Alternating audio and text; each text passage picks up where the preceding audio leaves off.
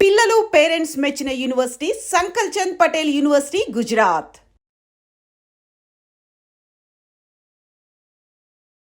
నమస్కారం అండి. నేను డాక్టర్ మోహన్ శ్రీనివాస్ మాట్లాడుతున్నానండి. మీకు షుగర్ ఉందా? షుగర్ ఉన్నప్పుడు కాళ్ళ మంటలు, అరికాళ్ళ నొప్పులు, కాళ్ళ నొప్పులు అలాగేమైనా ఉన్నాయా? అయితే ఈ వీడియో మీకు బాగా ఉపయోగపడుతుందండి. సో షుగర్ ఉన్న వాళ్ళల్లో కాళ్ళ నొప్పులు, అలాగే పాదం నొప్పులు, అరికాళ్ళలో నొప్పులు, మంటలు ఇలాంటివి రావడం అనేది చాలా కామన్గా చూస్తూ ఉంటాం. సో వీటికి కారణాలు ఏమిటి అనేది ఈ వీడియో ద్వారా మనం తెలుసుకుందాం. ప్రధానంగా రెండు మేజర్ కారణాల వల్ల ఇవి సంభవిస్తాయి. ఒకటి కాలి నరాల ప్రాబ్లము, నర్వ్స్ అంటారు. అంటే స్పర్శ తెలిసేటటువంటి నరాలు ఏవైతే ఉంటాయో వాటి డ్యామేజ్ అయితే ఇలాంటివి సంభవిస్తాయి.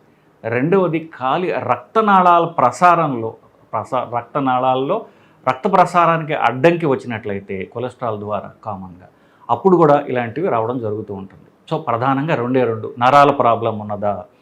నరాల ప్రాబ్లం రావడానికి నరాలు డ్యామేజ్ అవ్వాలి. ఎట్లాగైతే ఒక కరెంట్ వైర్ మీ ఇంట్లో చూసుంటారు కదా. సో వైర్ మీద మామూలుగా ఇంట్లో ఉన్న వైర్ మీద ఒక ప్లాస్టిక్ కోటింగ్ వేసి ఉంటాడు. ఎందుకు?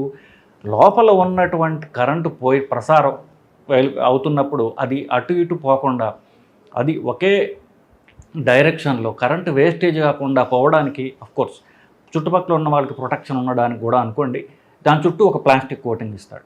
అట్లాగే ప్రకృతి కూడా మనకు ఉన్నటువంటి నరాలకు కూడా ఒక రకమైన ప్రొటెక్టివ్ కవరింగ్ ఇచ్చింది. అది ఫ్యాట్తో చేసినటువంటి ఒక కవరింగ్ ఇచ్చింది. సో దీనికి ఫైనల్ లాజిక్ ఒకటి ఇదే. సో దానిలో కరెంటు బయటికి పోకుండా, చుట్టుపక్కల ఉన్నటువంటి అవయవాలు దెబ్బతినకుండా ఉండడానికి ఆ కరెంటు వైర్ మీద ఉన్నటువంటి కోటింగ్ ఉంటుంది. అది షుగర్ ఎక్కువ అవడం వల్ల కానివ్వండి, లేదా B12 అనే వైటమిన్ తక్కువ అవడం వల్ల కానివ్వండి, ఆల్కహాల్ వల్ల కానివ్వండి, ఇతరత్ర కిడ్నీ ప్రాబ్లం ఉన్నప్పుడు దానివల్ల వచ్చే విష పదార్థాల వల్ల కానివ్వండి, ఈ కారణాల చేత ప్రధానంగా షుగర్ ఎక్కువగా ఉండడం వల్ల ఆ గ్లూకోజ్, బ్లడ్ గ్లూకోజ్ అంటారు చూస్తే, fasting blood glucose, random glucose, ఇవి ఆ గ్లూకోజ్ పోయి డైరెక్ట్గా ఈ నరం మీద ఉన్నటువంటి ప్రొటెక్టివ్ కవరింగ్ని దెబ్బతీస్తుంది. సో నరాల డ్యామేజ్ అంటూ వస్తుంది.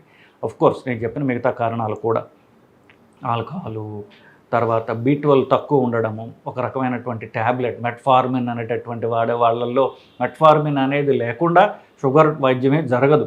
అన్ని ట్రీట్మెంట్లో మెట్ఫార్మిన్ తప్పనిసరిగా ఉంటుంది. ఆ మెట్ఫార్మిన్ వల్ల B12 అనేది 30% మందిలో తగ్గుతుంది. సో B12 తగ్గడం ట్రీట్మెంట్ ద్వారా, ఆల్కహాల్ వల్ల, షుగర్ వల్ల, కిడ్నీ జబ్బు వల్ల ఈ నరాలు దెబ్బతిని, సో మొదటగా ఏమొస్తుందంటే నరాలు దెబ్బతిన్నప్పుడు అరికాలు కింద స్పర్శ కొంచెం సూదులతో గుచ్చినట్టు కానీ, లేకపోతే మంటలుగా కానీ స్టార్ట్ అవుతుంది. సో ఇది మొదట స్టేజ్. తర్వాత ఏమవుతుంది, మెల్లగా స్పర్శ ఇప్పుడు ఆల్టర్డ్ సెన్సేషన్ ఏమిటి, సెన్సేషన్ సరిగ్గా తెలియదు సరిగదా, ఎవరు నొప్పులు మంటలతో మొదలవుతుంది. తర్వాత స్పర్శ తగ్గడం మొదలవుతుంది. సో అంటే డ్యామేజ్ పెరిగిందనమాట. స్పర్శ తగ్గితే ఏముంటుంది, ఏదో దూదుల మీద నడిచినట్టో లేదా గాలిలో నడుస్తున్నట్టో అనిపిస్తూ ఉంటుంది వీళ్ళకి. లేకపోతే చెప్పు స్పర్శ తెలియదు నడుస్తున్నప్పుడు, చెప్పు జారిపోతూ ఉంటుంది. ఇట్లాంటివి సంభవిస్తుంటాయి. తర్వాత ఇక స్పర్శే తెలియదు. అది థర్డ్ స్టేజ్. సో ఈ స్టేజెస్ గుండా నరాల డ్యామేజ్ జరుగుతూ ఉంటుంది. ఏ స్టేజ్లో అయినా ముందుగా మంటల్లో గ్రహిస్తారు ఎవరన్నా సరే. కొంతమంది ఈ స్టేజ్ని ఇగ్నోర్ చేశారనుకోండి, అప్పుడు ఇక చివరికి చెప్పులు జారిపోయే లెవెల్కి వాళ్ళకి తెలుసుకుంటారు వాళ్ళు. ఏ స్టేజ్లో అన్నా సరే ఇది నరాల ప్రాబ్లం గుర్తించినట్లయితే, మనం ఆ ప్రికాషన్స్ తీసుకుని ట్రీట్మెంట్ తీసుకున్నట్లయితే పూర్తిగా నరాల డ్యామేజ్ మనం రివర్స్ చేయొచ్చు. స్పర్శ తగ్గిపోయే లెవెల్కి వస్తే పూర్తిగా మనం రివర్స్ చేయలేకపోవచ్చు. సో ఈ ముందు స్టేజెస్లో కనుక పట్టుకున్నట్లయితే మళ్ళీ నరం పైన ఉన్నటువంటి ప్లాస్టిక్ కోటింగ్ లాంటిది ఏదైతే ఉందో అది తిరిగి పెరుగుతుంది, మళ్ళీ స్పర్శ పూర్తిగా తెలుస్తుంది. రెండవది రక్తనాళాల్లో బ్లాకు, అది కొలెస్ట్రాల్ పెరగడం వల్ల వస్తుంది. కోర్స్ దానికి ఇప్పుడు గుండెకి ఎలాగైతే యాంజియోప్లాస్టీ చేస్తారో కాలుకు కూడా యాంజియోగ్రామ్ చేసి ఎక్కడైతే బ్లాక్ ఉందో బ్లాక్ రిలీజ్ చేసినట్లయితే రక్త ప్రసారం మళ్ళీ జరుగుతుంది. ఈ నరాలకు మళ్ళీ రక్త ప్రసారం జరుగుతుంది. సో స్పైనల్గా వచ్చేదంతా నరం గ్రోత్ వల్లనే. కొంతమందికి ఈ రక్త ప్రసారం తగ్గడం వల్ల స్పర్శ తెలియదు. స్పర్శ తెలియక దెబ్బలు తగులుతూ ఉంటాయి. దెబ్బ తగిలిందని కూడా వాళ్ళకి తెలియదు. ఇది మంచిది కాదు, చెడ్డది. దెబ్బ తగిలిందనుకోండి, నొప్పి తెలిస్తే మనం ట్రీట్మెంట్ తీసుకుంటాం. నొప్పి తెలియలేదు అనుకోండి, ట్రీట్మెంట్ తీసుకోరు. చూస్తే ఏదో కాళ్ళు రక్తం వస్తుంటుంది. ఏంటి రక్తం వస్తుంటే మన కాళ్ళ నుంచే. సో ఇలాంటప్పుడు అది తీవ్రమైన ప్రాబ్లం. ఎంత పెద్ద దెబ్బ తగిలినా తెలియలేదు అనుకోండి, కాళ్ళకి చీము పడుతుంది, ఇన్ఫెక్షన్ వస్తుంది. అది నొప్పి తెలియకపోతే లేట్గా రియాక్ట్ అవుతారు. లేట్గా రియాక్ట్ అయితే తీవ్రమైన పరిణామాలు రావచ్చు గాక. ఎందుకు ఆ ఇన్ఫెక్షను అది కాలికి పాకిపోతుంది, వీళ్ళకి తెలియదు. ఈ 2 ప్రధాన కారణాలు. నరం సంబంధించింది, రక్తనాళాలకు సంబంధించింది. ఇంకొన్ని చిన్న చిన్న కారణాలు ఉండొచ్చు. ఒక్కొక్కసారి కాలికి ఇన్ఫెక్షన్ రావచ్చు. షుగర్ ఉన్న వాళ్ళల్లో ఇన్ఫెక్షన్లు కామన్గా వస్తాయని తెలుసుకున్నాం కదా. సో ఒకటి కామన్గా మూత్రంలో, ఇంకొకటి అంతకంటే కామన్గా వచ్చేది కాలికి ఉన్నటువంటి చర్మం ఇన్ఫెక్షన్స్. ఇది కొంచెం నొప్పితో మొదలవుతుంది కాబట్టి సో డిలే జనరల్గా కాదు. కాలి మీద ఉన్నటువంటి చర్మం ఎర్రగా అవ్వడం, నొప్పిగా ఉండటం, వాపు ఉండడం, ఇట్లాంటివి యూజువల్గా ఒక్క కాలుకే వస్తుంది మొదట. 2 కాళ్ళకి అరుదుగా వస్తుంది. యూజువల్గా ఒక కాలు వాయడం, నొప్పిగా ఉండడం, చుట్టూ ఎర్రగా ఉండడం, ఇట్లాంటివి ఉన్నట్లయితే అది ఇన్ఫెక్షన్, చర్మం తాలూకు ఇన్ఫెక్షన్ లెక్క. ఇది ఎర్లీగా ట్రీట్మెంట్ తీసుకున్నట్లయితే పూర్తిగా తగ్గిపోతుంది ఇది. సో టూకీగా కారణాలు ఇవి. ట్రీట్మెంట్లు దాన్ని బట్టే ఉంటాయి కదా, పరీక్షలు దాన్ని బట్టే ఉంటాయి కదా.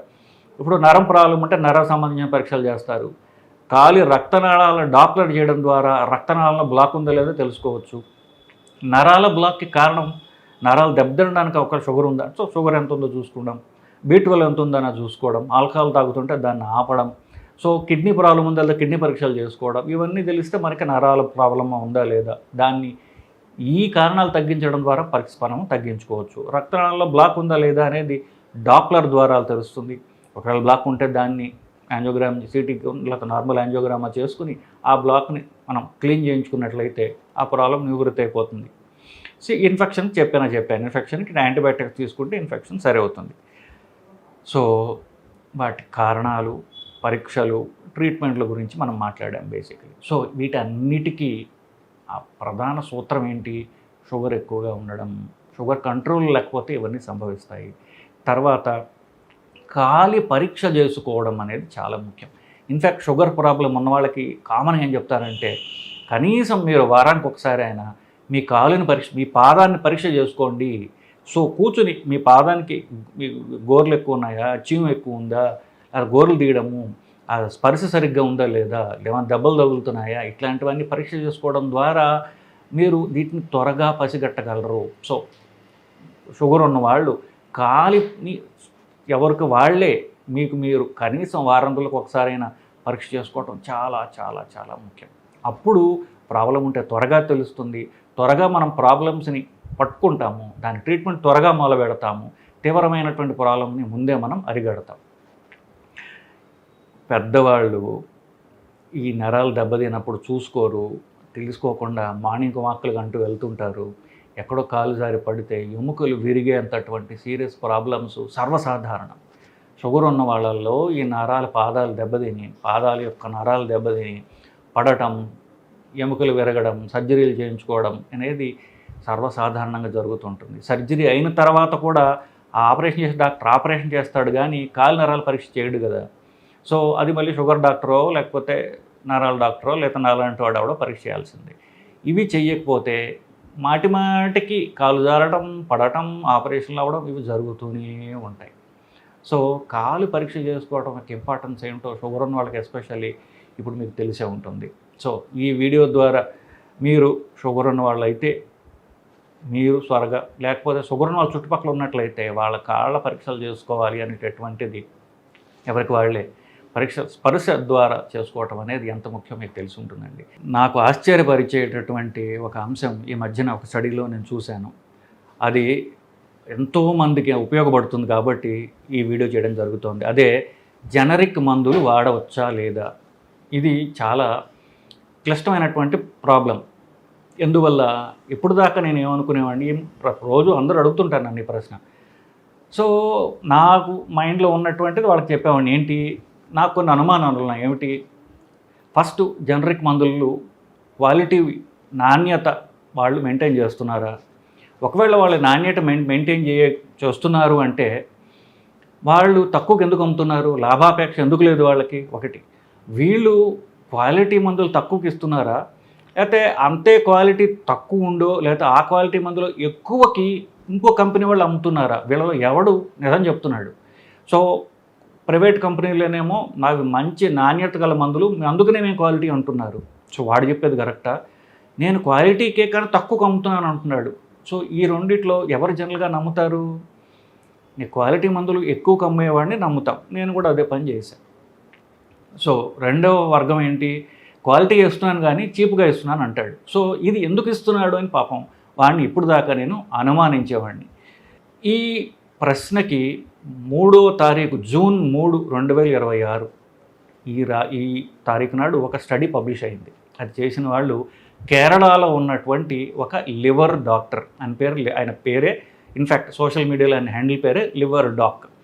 ఆయన అసలు పేరు సిరియక్ యాబీ ఫిలిప్స్. ఈయన డిఎం చేసి డిఎం తర్వాత గ్యాస్ట్రాంట్రాలజీలోనే లివర్లోకి మళ్ళీ సబ్ స్పెషలైజ్ అయినటువంటి చాలా తెలివైనటువంటి ఒక డాక్టరు.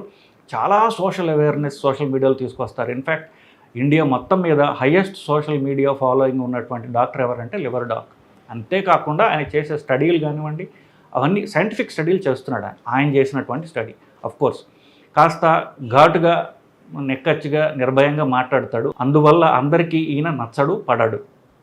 ఇకపోతే ఈయన చేసిన స్టడీ 3వ తారీఖు జూన్ 22, 2026 పబ్లిష్ అయింది. జనరిక్ మందులు నాణ్యత గలవి అవునా కాదా, వాళ్ళ క్వాలిటీ మెయింటైన్ చేస్తున్నారా అనేటటువంటిది ఈయన స్టడీ చేశాడు. ఇది ప్రపంచంలో ఎక్కడన్నా ఒక స్టడీ చేయాలంటే దానికి ఖర్చు అవుతుంది. ఎందుకు, రకరకాల మందులు సేకరించాలి, వాటిని తీసుకొచ్చి వాటిని తీసుకురొచ్చి దాన్ని మళ్ళీ అనలైజ్ చేయాలి. వీటన్నిటికీ డబ్బు ఖర్చు అవుతుంది కదా. ఆ ఖర్చు ఎవడు పెడతాడు? కంపెనీ వాళ్ళు బెటర్ కదా, ఎందుకంటే అర్థమవుతుంది మనకి ఎందుకో. సో ఎవడంటే క్రౌడ్ ఫండింగ్ చేశారు. ఈయన ఫ్రెండ్స్, పేషెంట్లు వీళ్ళే డబ్బులు పోజేసుకుని క్రౌడ్ ఫండింగ్ ద్వారా ఈ స్టడీ చేశారు. సో ఆ స్టడీ చేసినటువంటి ఆర్గనైజేషన్ పేరు mission for ethics and science in health care, MESH అనేటటువంటి ఒక ఆర్గనైజేషన్ పెట్టి దానికి క్రౌడ్ ఫండింగ్ అంటే ఎవరికి దోచినట్టు వాళ్ళు డబ్బులు దానం చేస్తే ఆ డబ్బులు కలెక్ట్ చేసి ఈ స్టడీ చేశారు వీళ్ళు. సో ఈ స్టడీ ద్వారా 2 ఏళ్ళు చేశారు.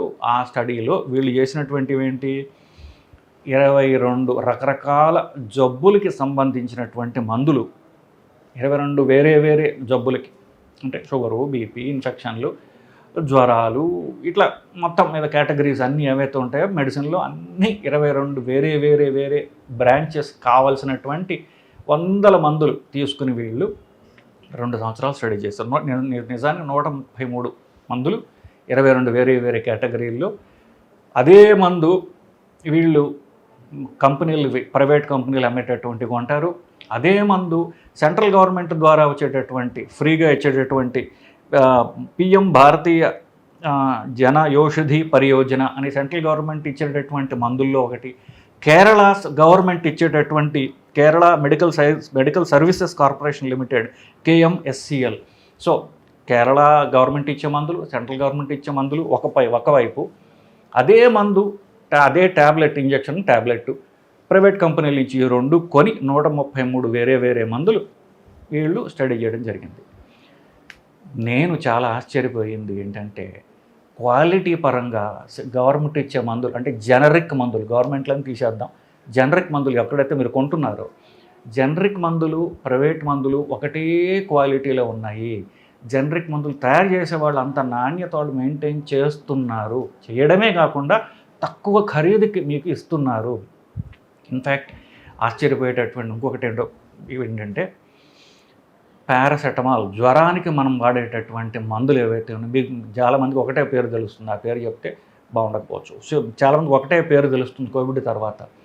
అది కాకుండా దానికి ఎన్నో కంపెనీలు పారాసెటమాల్ జ్వరం మందుని వేరే పేర్లతో అమ్ముతున్నారు. సో 2.5 టైమ్స్ ఎక్కువ ఖరీదున్నటువంటివి ప్రైవేట్ మందులు.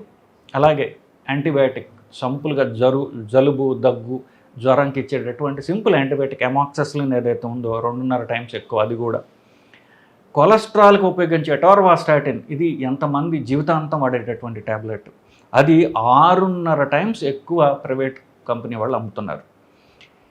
చాలామంది డాక్టర్ దగ్గరికి వచ్చి నేను మందులు రాసిన తర్వాత, సార్ నాకు బలానికి ఏమన్నా మందు ఇవ్వండి సార్ అంటే, నేను వద్దన్నా కూడా వాళ్ళ నమ్మకం బట్టి సరే కాల్షియం ఏదో, బి కాంప్లెక్స్ ఏదో రాయమండి అంటే సరే ఏదో రాస్తూ ఉంటాం. ఇది కంపెనీ వాళ్ళకి తెలుసు కదా, కాల్షియం మందులు, బి కాంప్లెక్స్ మందులు 13.7 రెట్లు ఎక్కువ ఖరీదు అమ్ముతున్నారు. వైటమిన్ డితో కలిపినటువంటి కాల్షియం మందులు లేదా వైటమిన్ డి మందులు, బి కాంప్లెక్స్లు 13.7 రెట్లు ఎక్కువ ఖరీదు పెట్టి వాళ్ళు అమ్మడం జరుగుతున్నారు. మీరు అదే జనరిక్ కొంటే అంతే తక్కువకి మీకు దొరుకుతుంది. క్లోపిడోగ్రల్ ఇది లైఫ్ సేవింగ్ మందు, రక్తం పలచబడే ట్యాబ్లెట్. హార్ట్ అటాక్ వచ్చిన వాళ్ళకి, స్టెంట్ల తర్వాత, బైపాస్ల తర్వాత జీవితాంతం వాడే ట్యాబ్లెట్ 4 టైమ్స్ ఎక్కువ ఖరీదు పెట్టి అమ్ముతున్నారు. సో కొలెస్ట్రాల్ది క్లోపిడోగ్రల్ కలిపినట్లయితే మీకు అది ఎన్ని రెట్లు ఖరీదు పెట్టి మందులు వాళ్ళు జీవితాంతం వాడుతున్నారో మీకు ఇప్పటికే తెలిసిపోయి ఉంటుంది మీకు. సో హార్ట్ అటాక్ వచ్చింది, వాళ్ళకి స్టెంట్ వేసుకున్నారు, లేదా బైపాస్ అయింది, ఒక కొలెస్ట్రాల్ టాబ్లెట్ ఎటోర్వాస్టాటిన్ లేదా యాస్పిరిన్ కానివ్వండి, క్లోపిడోగ్రల్ కానివ్వండి, కలిపిన మందులు వాళ్ళు జనరిక్ తీసుకున్నట్లయితే దగ్గర ఈ స్టడీలో ఏం తెలిసిందంటే 60,000 నుండి 75,000 వరకు, కొన్ని చోట్ల అయితే కాస్ట్లీ మందులు బాగా కాస్ట్లీ మందులు ₹1,00,000 దాకా, 60,000 నుండి ₹1,00,000 దాకా ఆదా అవుతుంది సంవత్సరానికి. ఒక మిడిల్ క్లాస్ వర్గం వాడు ఇది ఎంత ఎక్కువ మందుల వల్ల సేవ్ అవుతుందో చూడండి. సంవత్సరానికి ఎంత అయితే వాళ్ళ జీవితాంతం పడాలి కాబట్టి వాళ్ళకి ఎన్ని సంవత్సరాల ద్వారా ఎన్ని లక్షలు వాళ్ళకి సేవ్ అవుతుందో చూడండి. సో జనరిక్ మందులు నాణ్యమైనవే. మీకు గవర్నమెంట్, సెంట్రల్ గవర్నమెంట్ కానివ్వండి, స్టేట్ గవర్నమెంట్లు, ఆఫ్కోర్స్ ఈ స్టడీలో కేరళ స్టడీ చేశారు. సో స్టేట్ గవర్నమెంట్ ఇచ్చే మందులు కూడా నాణ్యమైనవే. అవి తక్కువ ఖరీదుగా అమ్ముతున్నప్పటికీ కూడా అవి నాణ్యమైనవే. సో ఇవి మీరు ధైర్యంగా తీసుకోవచ్చు. అంటే ఆరోగ్యశ్రీలో వచ్చే మందులు ఏమైనా కానివ్వండి, ఉభయ తెలుగు రాష్ట్రాల్లో లేదా సెంట్రల్ గవర్నమెంట్ వచ్చేవి కూడా మీరు ధైర్యంగా వాటి నాణ్యతను నమ్మి మీరు తీసుకోవడం ద్వారా మీకు ఏమి నష్టం జరగదు సరిగదా. అదే క్వాలిటీ మందులు మీరు వేసుకుంటారు అని చెప్పడానికి ఈ స్టడీ సైంటిఫిక్లీ ప్రూవెన్ స్టడీ. ఇది లేటెస్ట్ కాబట్టి ఇది ఎంతో ఉపయోగపడుతుంది మీకు. సో ధైర్యంగా మీరు వేసుకోవచ్చు మందులు అని చెప్పడానికి ఈ వీడియో చేస్తున్నానండి. నమస్కారం.